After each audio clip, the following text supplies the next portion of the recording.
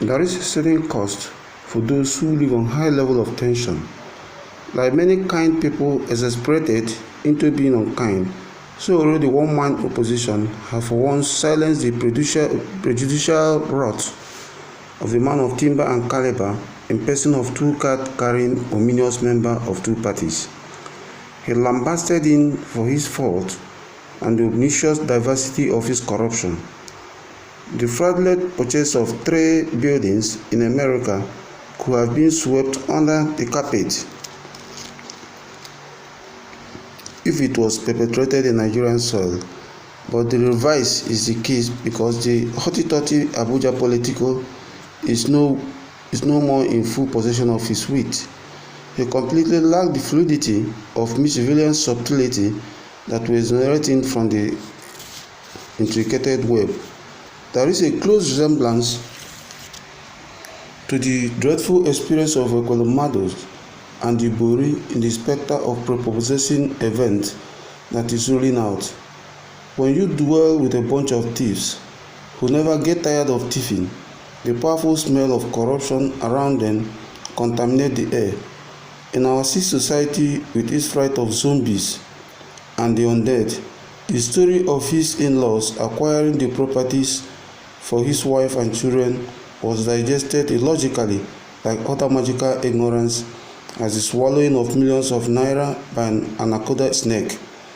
The lie was sentimentally rank, the intelligence level of dramatic construction idiotic and bewilderingly hopeless. He did not envisage that citizens with slot nature will expose the penury consumed in laws he was harping on. Nigeria needs people like Sowore, who is serious-minded and had enormous energy, concentration and curiosity.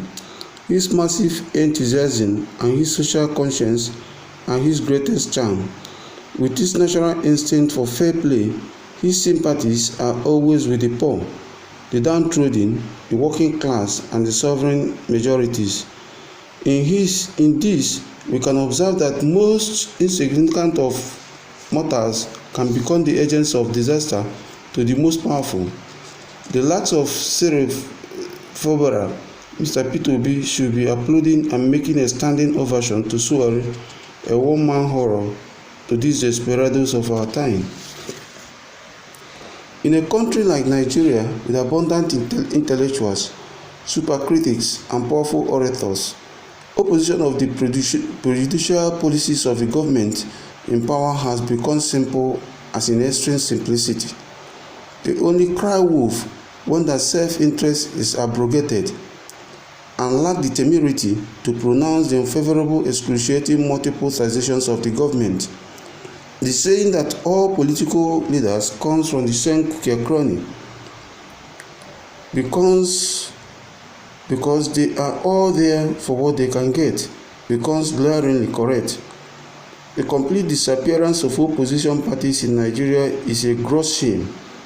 In a resourceful nation like Nigeria, it is hard to find clear answer to so much dimensional poverty, despondency, discrimination, familiar breakdown, and persistent years of social breakdown. Hopelessness has completely festered the old values, and entire families are rare in Nigeria today. These are as a consequence of non-existence of true opposition, who will question the purgatorial absurdities that have gripped the country. The election into political office has become a license to lead the country blind, and nobody is talking for fear of being labeled an opposition voice. The obnoxious moral deadness that could lead a politician to see appointment as a precious opportunity to extortionate the masses, consume the country. The essential definition of tyrant is one who looks away from disaster. Our opposition parties have become tyrannical in attitude. They have no language or courage. Even the suppressed citizens now admire those who loot their country blind and bought unoccupied territories and mansions abroad. This egregious admiration is worse than ignorance, is evil. The Nigerian cause has suddenly assumed a reality that is immediate and terrifying. The reality kept hitting everybody in fresh waves of shock. The prices of essential commodities have gone out of hand, and the masses suffered in silence for fear of imprisonment. We are on a deserted spaceship careering mindlessly among the stars, a cargo ship that had lost its engine in the open sea. The relevant intervention of people like Sowore, who had mastered the Nigerian politics like a brilliant scientist might have insert important to evolution, is commendable. He is intelligent enough to understand the nuances of the catastrophic influences in our midst. There is no need to give anybody who once strive the benefit of doubt. He aspired for a free society where individuals, like two-party members, will not thrive. Fate foils the most devious of men. Upon all his political maneuvers, his absolute high-level contact, his masochistic dances, and various futile imaginations, he never in all his world expected the horrors that come from one-man opposition Sowore. In a pitiable world, peopled with cowards, sycophants, and hypocrites, one voice has woken the prideful, insensitive conundrum of a megalomaniac, irrational politician. One massive mystery that can never be solved is why definite billionaires still wasted time in small money traps that they did not need. Maybe they do so to hide other vices or the desire to conquer fate itself. But more than anything, it is to show some sort of superiority to their fellow creatures.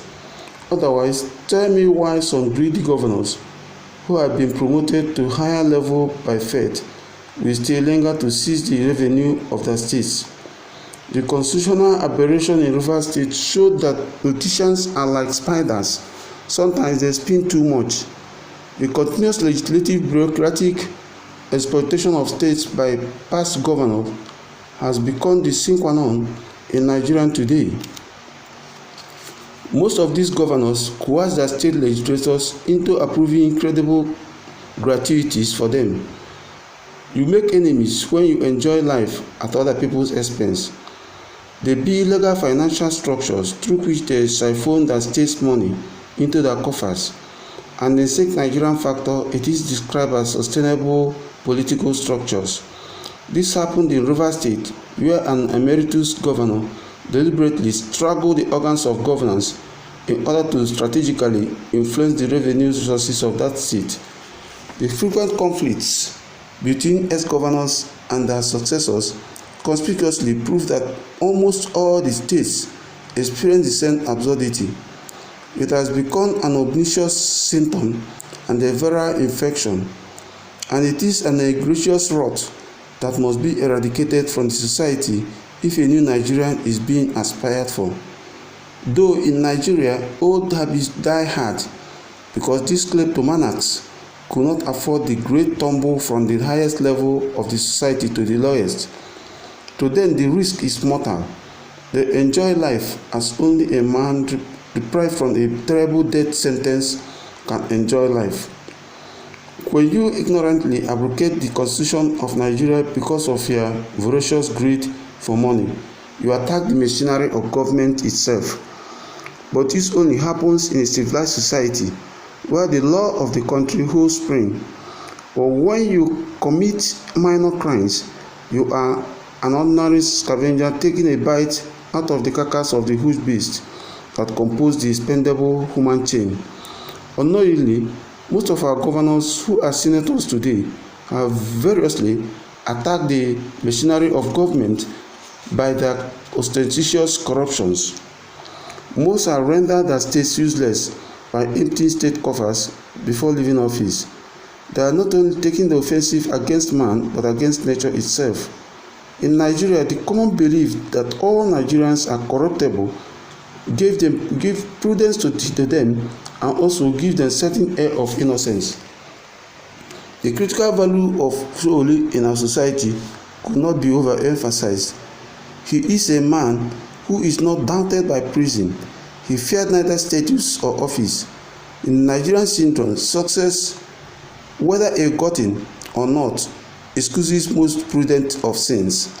To Nigerians, money is magic and can overcome any kind of problem or fear. But Sowore had proven that infection wrong. There is a curiosity in his attitude that could be raised to absolute bravado, which gave him a certain dignity. His awareness that Nigeria holds no surprises anymore to him gives him utter boldness. The jail or the devils in leadership could not frighten Sowore.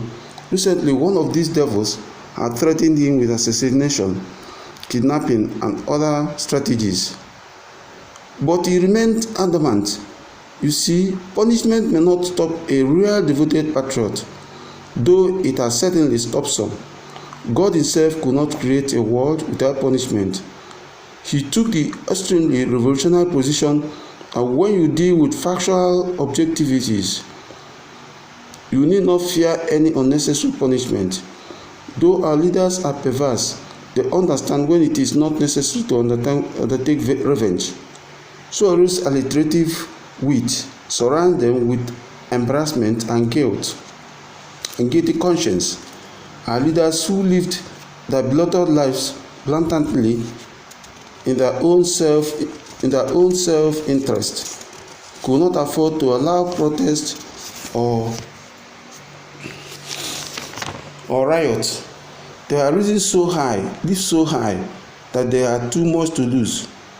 To touch a man of the people like Sowore will certainly turn the country upside down. Everybody gambles when the percentages are right. So those who boasted of assassinating or making him disappear without impunity are merely trying to exist. Some of them are good comedians, dancers, and as sycophants define their characters as amiable, some affable. There is certainly a big difference between amiable and affable. One is in a genus, while the other is learned. Sowore is a man who has temperament and physical strength of youth, and he is also intelligent. He had experience in activism and proficient in management of words that touch the deaf and dumb in leadership circle. Nigeria is experiencing tragedies in life that can take centuries to be cured.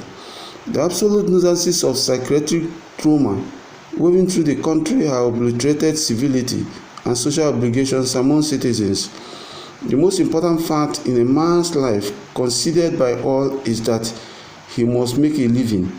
He must earn his bread, put a roof over his head, cloth at his back, and feed the mouths of his children. These basic necessities are vitally eroding in Nigeria today. Unemployment is rife, and matured men still depend on their parents or families to feed them. Begging has become a way of life in Nigeria today, yet nobody is saying anything except Sowore. All other contributors are self-interest egotists that are in for what they will get out of it. Nigerians must rise from their slumber and emulate the patriotic flavor employed by one-man opposition if a change could be effected and a brand new Nigeria come to be. To live without hope seemed to Nigerians an extraordinary thing. The atmosphere of despair and hopelessness are man-made. The exaltation of good against evil is shimmering like burnished gold in the new atmosphere. Let the writers write something, and let the orators say something. A new Nigeria is empirically possible if we will determine today to work in unity and overlook the swampy mud which we have created ourselves. Sowore had also proved his nationalism when he took up fight that belonged to the undead. The protest to free Nnamdi Kanu is undoubtedly a fight for the Southeast extraction, but he bore the risk of prison and jeopardy of life bullets to march in protest for Nnamdi Kanu. This alone places him in a pedestal that is uncommon in Nigerian ethnicism. His fight is completely for social freedom, fairness, and justice in Nigeria. Sowore is totally a man of the people.